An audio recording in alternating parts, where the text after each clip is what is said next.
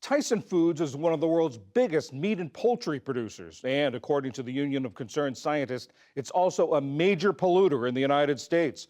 A report entitled Waste Deep says that in the 5 years between 2018 and 2022, Tyson plants dumped more than 371 million pounds of pollutants into U.S. waterways. More than half of that was in 3 states, Nebraska, Illinois, and Missouri. In response, Tyson defends its wastewater treatment program, which it says complies with regulations. Stacy Woods is research director for the Union of Concerned Scientists and one of the authors of the report. Stacy, what pollutants are we talking about here, and what effect do they have on the environment, on wildlife, and on humans? Our report found that Tyson Foods dumped over 25 different pollutants into waterways in 17 states. This pollution included nitrogen, including ammonia, and phosphorus. And we're particularly concerned about those because when there's too much nitrogen and phosphorus in our waterways, it can cause harmful algal blooms that can kill fish and other aquatic wildlife. And also, when people live close to these harmful algal blooms, they can experience things like asthma attacks and bronchitis. And these are all byproducts of meat processing? It comes from the wastewater in the meat processing. Wastewater is produced in these meat processing plants when folks working in these plants rinse off dead animal carcasses, when they clean meat products, and when they rinse down these industrial equipment. And so that wastewater contains things like blood and feces and bacteria like E. coli. So there's a lot of wastewater that is produced when meat processing plants create meat and poultry products. The Tyson Foods plants that we looked at produced over 87 billion gallons of wastewater in those 5 years.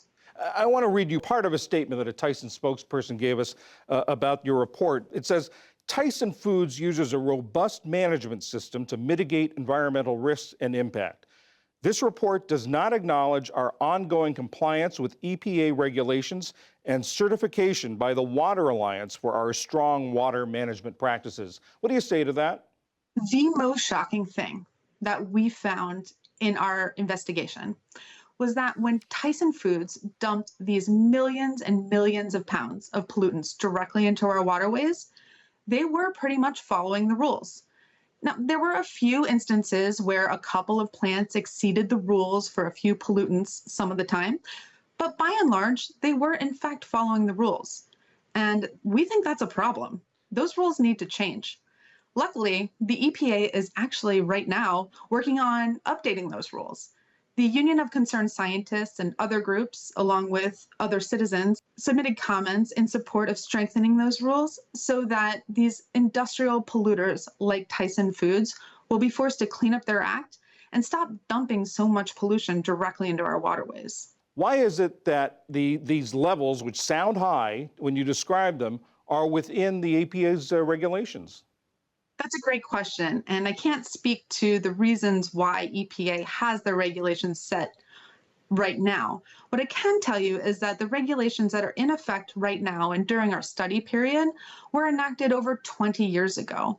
In that time, there's been tremendous gains in technologies that can allow these polluters to clean up their wastewater before releasing it out into our environment, which is why it's definitely time for updated regulations that will reduce the amount of water pollution that's allowed to come from these kind of plants. The report said that Tyson operates 123 plants in the United States, but that the data you analyzed only came from 41. So could this actually be low?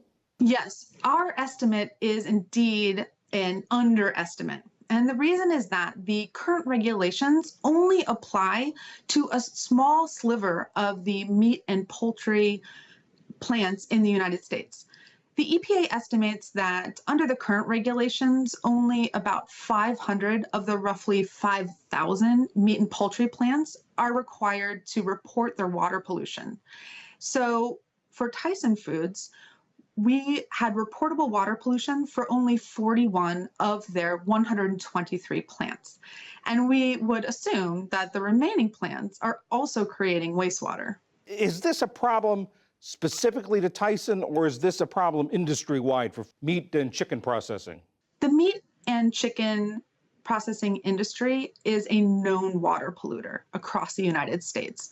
This is not specific to Tyson Foods, but we decided to investigate Tyson Foods because they are one of the largest meat and poultry processors in the US. So we anticipate that their influence in the overall industry pollution would be pretty high. Stacy Woods of the Union of Concerned Scientists, thank you very much. Thank you so much for this opportunity to talk about our report.